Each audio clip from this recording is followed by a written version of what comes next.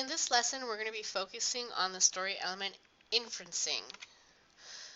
An inference is a conclusion based on implicit, which is information that is not directly stated, or explicit, which is information that is directly stated, facts in the text, and prior knowledge.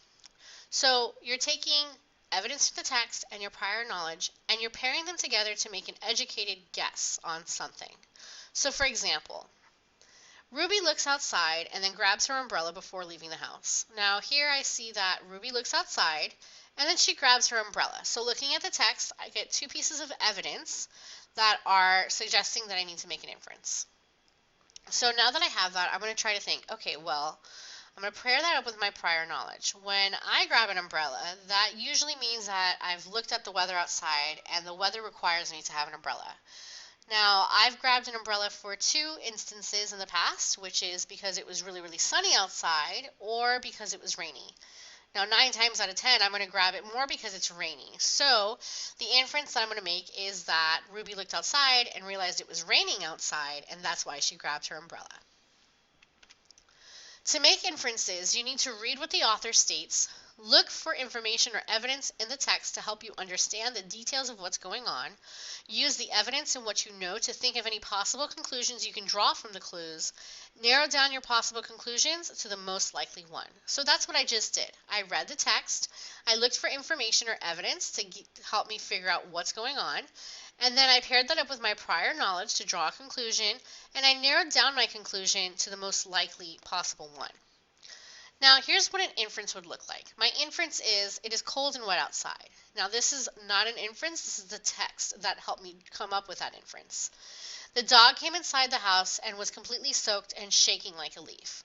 Looking at the text, the dog was soaked and shaking, meaning it was shivering. So it's soaked, which means it's wet outside, and it's shivering, which means it's cold outside. So I can come up with the inference that it is cold and wet outside. Looking at the next example, you can see it says, my brother drank the milk. Well, here is the text. It says, there was milk in the fridge last night, but this morning it was gone. My brother was the only person in the house. Well, if my brother was the only other person in the house and the milk is gone, I can kind of make an inference that my brother must have been the other person to have drank the milk. So inferences need to be supported with evidence from the text. So looking at the previous example we had on the previous slide, this is what the text said. It said, this morning felt strange. Usually I wake up to the sound of my dog panting in my ear, waiting for his morning belly rubs and breakfast. But my dog was nowhere in sight. I ran downstairs and he wasn't there either. That's when I heard a scratching at the door. I opened the door wide. The dog came inside the house and was completely soaked and shaking like a leaf. Now, the supporting evidence that helps me make my inference is that I heard that there was a scratching at the door, and I opened the door wide, and I noticed that he was shaking like a leaf and that he was soaked. So, I can make two inferences here. Number one, the dog was outside all night. Poor thing. And number two, it was cold and wet. And so, the poor thing is, shaking like a leaf because it was cold and wet. Now, evidence that does not support this is the fact that the morning felt strange. There was plenty of reasons as to why a morning felt strange, so that's not really good enough supporting evidence to help you make an inference. Now let's have you try. I'm going to read this paragraph, and at the end of the paragraph, I want you to come up with your own inference as to why can't Ryan sleep over at Robert's house. Ryan was looking forward to sleeping over at his friend Robert's house. Though they had been classmates for a while, the two had only recently become good friends. Ryan packed up his sleeping bag, a pillow, and a few of his favorite toys and games, and then his mom dropped him off at Robert's. Robert met Ryan on the porch, and the two did their secret handshake and started playing right away. First, they played pirates in Robert's tree fort. Next, they played ninjas in the driveway. Then it started getting dark, and they went inside of Robert's house. As soon as they walked in the house, Ryan's eyes started getting itchy. He saw a big orange cat sitting on the couch. Then he started sneezing uncontrollably. I'm sorry, Robert. It's been a lot of fun, but I have to call my mom.